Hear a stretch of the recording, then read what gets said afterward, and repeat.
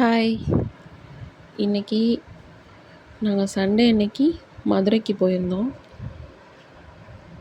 அங்கே முருகன் கோயிலுக்கு போயிட்டு மடப்புரம் காளி கோயில் போகலாம் அப்படின்ட்டு தான் அரேஞ்ச் பண்ணியிருந்தோம். அதை பற்றி தான் பார்க்க போகிறோம். நைட்டு தான் கிளம்புனோம். திருவாரூர்லேருந்து மதுரைக்கு போகிறதுக்கு ஒரு 5 hours கிட்ட ஆயிடுச்சு. கொஞ்சம் நடுப்புற அங்கங்கே நிறுத்தி டீ, ஸ்நாக்ஸு, சாப்பாடு எல்லாம் சாப்பிட்டுட்டு போக கிட்டத்தட்ட ஒரு 5 hours ஆயிடுச்சு. காரெல்லாம் க்ளீன் பண்ணுறாங்க. க்ளீன் பண்ணிவிட்டு நடுப்புற கிளம்பியாச்சு. நாங்கள் காலையில் தான் கோயிலுக்கு போனோம். ஃபஸ்ட்டு திருப்பரங்குன்றம் போயிட்டோம். மதுரையிலேயே ஒரு ஹோட்டல் எடுத்து தங்கிட்டோம். அங்கேருந்து 8 kilometers கோயிலுக்கு போயிருந்தோம். சண்டே அன்றைக்கி முகூர்த்த தேதி, நல்ல ஒரு நாள்னு நினைக்கிறேன். ஒரே கும்பலாக இருந்துச்சு கோயில். ரொம்ப மொட்டை அடிக்கிறவங்க, கல்யாணம், அதெல்லாம் அங்கே நிறையா கும்பல் பார்க்க முடிஞ்சிச்சு. காரை வெளியில் ஒரு இடத்துல பார்க் பண்ணிவிட்டு, பக்கத்தில் கார் பார்க்கிங் இருக்குது, பார்க் பண்ணிவிட்டு அங்கேருந்து நடந்து போனோம். சன்னதியிலலாம் ஃபோட்டோ எடுக்கலை. நான் ஜஸ்ட்டு ஸ்பெஷல் என்ட்ரன்ஸ் வழியாக தான் நாங்கள் போனோம். உள்ளே போகிறது மட்டும்தான் ஷூட் பண்ணியிருக்கேன். கும்பல் நிறையா இருந்ததுனால ஸ்பெஷல் என்ட்ரன்ஸ் வழியாக போனோம். அதுவும் 1 மணிக்கு க்ளோஸ் பண்ணிடுவாங்கன்னு சொன்னாங்க. நாங்கள் கொஞ்சம் அந்த க்ளோசிங் டைமில் தான் போனோம். அங்கே வெயிட் பண்ணி சாமியெல்லாம் பார்த்துட்டு,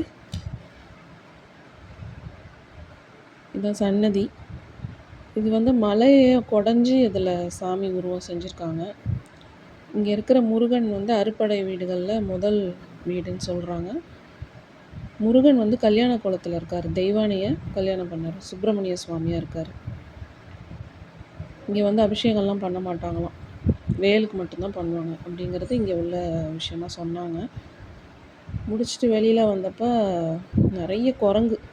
நம்ம கையில் பழம், ஏதாவது சாப்பிட்ற பொருள் இருக்குன்னா நல்லா தெரிஞ்சு வச்சுட்டு தாவி பிடிக்க பார்க்குது. நம்ம கொடுக்கலன்னா நம்மளை பிடிச்சி இழுத்து வம்பு பண்ணுது. நிறைய பேர்கிட்ட அது மாதிரி பண்ணிகிட்டு இருந்துச்சு. அது நின்று வேடிக்கை பார்த்துட்ருந்தோம்.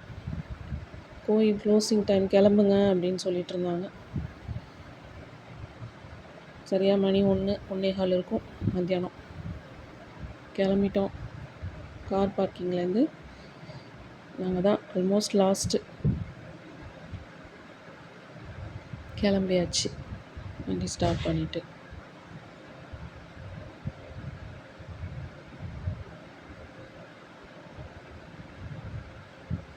அடுத்து சாயங்காலம் ஈவினிங் ஒரு 6 o'clock போல் மடப்புரம் போகலாம் அப்படின்ட்டு அங்கேருந்து கிளம்பியாச்சு. நாங்கள் 8 மணி வரைக்கும் இருக்கும்னு சொன்னாங்க. அன்றைக்கி ஞாயிற்றுக்கிழமை. ஆனால் அமாவாசை, செவ்வாய், வெள்ளிலாம் ரொம்ப ஸ்பெஷலாக இருக்கும் அப்படின்னு சொன்னாங்க.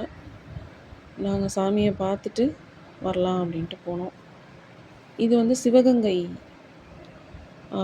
சிவகங்கையில் இருக்குது. மதுரையிலேருந்து அம்மன் ரூஃப்லாம் மேலே இருக்காது, ஓப்பனாக வெயிலில் தான் இருக்கும். ரொம்ப ஸ்பெஷல் நாங்கள் சொன்னாங்க. சரின்னு போயிட்டு வந்தோம்.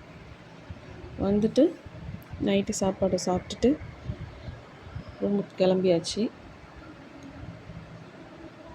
மடப்புரம் சாமி பத்ரகாளி அம்மன், பார்வதி தான் அங்கே காளியாக இருக்கிறதா சொல்கிறாங்க.